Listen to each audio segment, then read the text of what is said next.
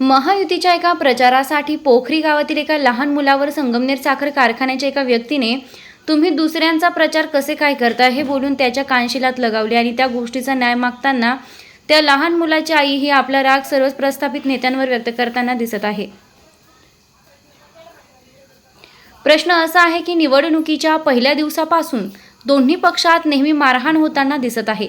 यामध्ये दोन्ही पक्षाचे नेते हे सुखरूप असतात, परंतु मार खातो तो फक्त एक सामान्य कार्यकर्ता आणि जेव्हा त्यांचे अश्रू अनावर होतात तेव्हा त्यांना तसेच वाऱ्यावर सोडले जाते आणि त्यावेळेस तेथे कोणताही पक्षपात न करता उभा राहतो महाराष्ट्र सैनिक योगेश भाऊ सूर्यवंशी।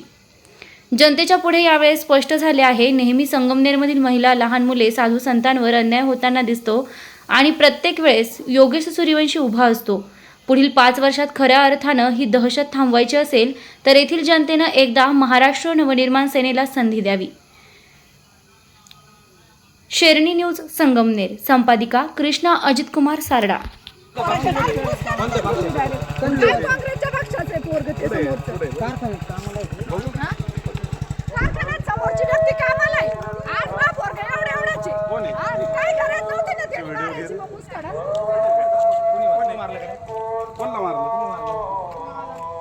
का बरं मारलं?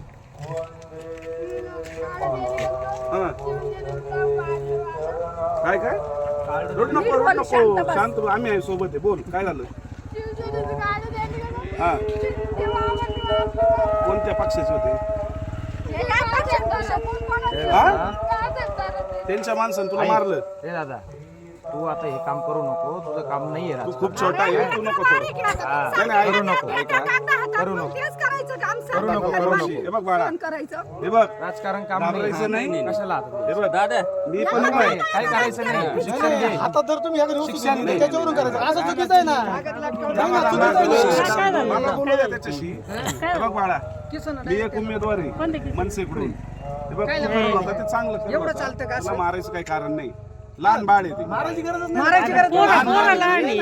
लहान बाळ हे प्रेमा खातीर तर पॅम्पलेट घेतलं असेल, त्याला कळत नाही, आता त्याला राजकारण कळत नाही। तुम्हाला सांगू का, जे काँग्रेस आणि हे, तू ते शिवसेनेचं वाटूच नको ना बाळा, कोणी आलं ना वाटू नको, नाही वाटायचं, बोल नको, काहीच करू नको। वाटायचं म्हणायचं, त्याच्या हातात दिलं होतं फक्त, त्याची तो पागल आहे, मारायचं नाही। तुम्हाला पगार कोण आहे? नंबर काय चूक आहे तुमच्या? म्हणजे एवढी दहशत आहे काही, म्हणजे काम करायचं नाही, एवढी दहशत मग कोणला मारलं होतं? कोणतरी पॉम्पलेट दिलं, काँग्रेसचा आहे ना, म्हणजे यांना 3दा पॉम्पलेट दिलं नेऊन त्याला। मी काय म्हणतो, जरी तो काँग्रेस असला पण ते लहान बाळ आहे ना, ते लहान लेकरू आहे, त्याला काय कळतं?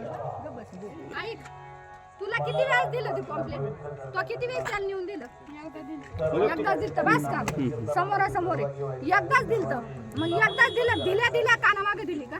नाही, मारायला नाही पाहिजे, म्हणजे तुम्ही आता लहान लेकरावर दहशत करताय आता काय अहो, पण तुम्ही मोडीत काढाय आता ही दहशत आज झाली नाही, तुम्ही तुमच्या काय करायला लागले, तुम्ही मना झाले, मग काही करा, लहान लेकरांना मारू राहिले तर तुमचं काय? उद्या आम्हाला मारणार आहे, मतदान नाही दिलं तर कोणाला बी मारणार आहे तुम्ही। हे शिवसेना तशी, ते काँग्रेस तशीच आहे, सावध राहा, हे दोघं सारखेच आहे, यांच्यापासून सावध राहा, मी खरंच सांगतो। आणि आमच्या हरकाला संधी द्या, हे लेकर मोठे करायचे आहेत, आम्ही काय जीव काढून हिंडतो यांच्यासाठीच फिरतो।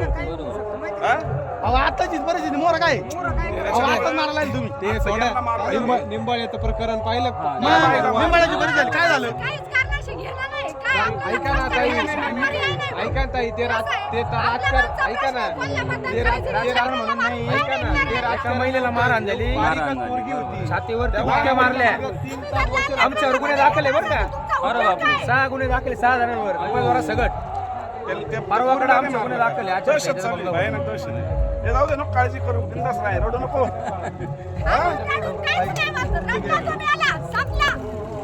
रडायचं नाही, थांब तुला उचलून घेतो, रडायचं नाही, रडू नको। जय श्रीराम, जय श्रीराम, जय श्रीराम, जय श्रीराम। आता नको रडू, चल आम्ही आहे सोबत।